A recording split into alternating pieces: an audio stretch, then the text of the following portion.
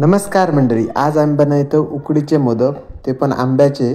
तर हे बघा, आंबो असं आणून घ्यायचो, व्यवस्थित धुवून ना त्याचं गर काढून घ्यायचो आणि असं ना मिक्सराक लावायचो आणि त्याचं पल्प घ्यायचो.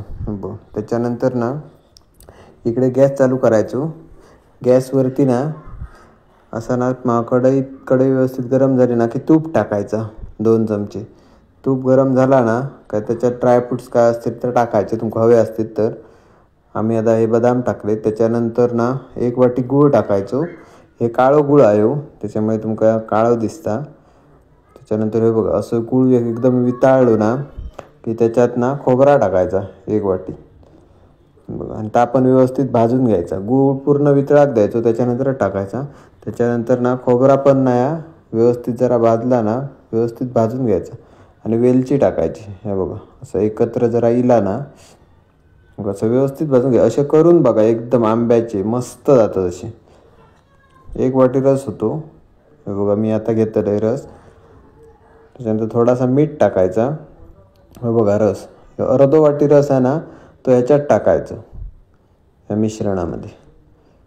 मस्त एकदम भारी जातं. हे बघा, अर्धी वाटी मी ठेवलं आहे, अर्धी वाटी टाकायचो आणि व्यवस्थित ना ह्या मिश्रण ना एकत्र होईपर्यंत जरा ना एकदम पण एकत्र होऊ द्यायचा ना, नाहीतर नंतर मग एकदम खूप घट्ट होता.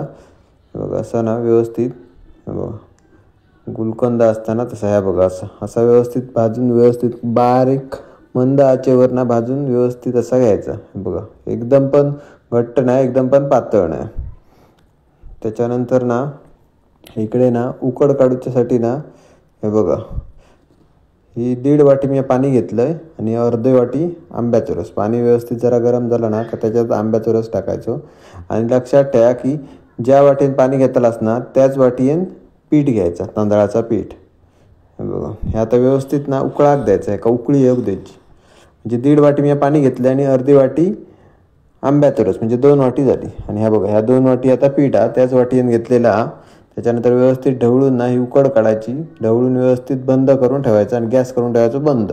आणि 10 मिनिटांनी, 7-8 मिनिटांनी ओपन करायचं. हे बघा, मस्त पैकी अशी उकड येतात.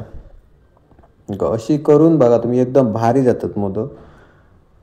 त्याच्यानंतर जरा गरम असतानाच ना हे बघा असा मळून घ्यायचा, तूप लावून आणि जरासं गरम पाणी लावून. हे बघा, इतक्या मऊ करायचा, व्यवस्थित असा मळून घ्यायचा.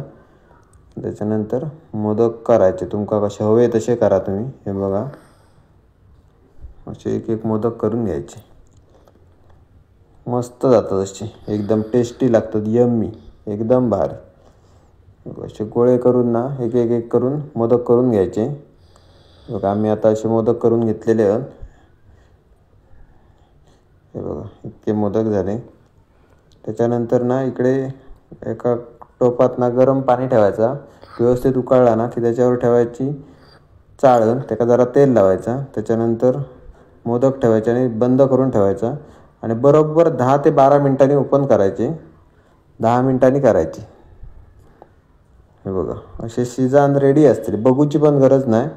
10-12 मिनिटात व्यवस्थित शिजतात, एकदम भारी. हे बघा असे. आणि जरा ना त्याच्यानंतर चाळणवरची काढून घ्यायची अशी. जरा ना 2 मिनटं थंड होऊ द्यायचा, नाहीतर डायरेक्ट काढला असतं त्या चाळणीत चिकटाक शकतात. हे बघा, नाही चिकटणार. ते बघा, असे काढून घ्यायचे व्यवस्थित 1-1 करून. असे करून खावा, एकदम भारी. आणि व्हिडिओ पण कसं वाटलं ना तो नक्की सांगा.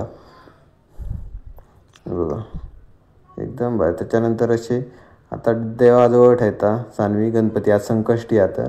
हे बघा गणपती, आता गणपतीने खाल्ले नंतर आम्ही खातो. एकदम यम्मी जातात. व्हिडिओ आवडल्यास नक्की लाईक, शेअर, कमेंट नक्की करा. तर भेटूया पुढच्या व्हिडिओ. तोपर्यंत tata, bye bye. Like, share, comment नक्की करा.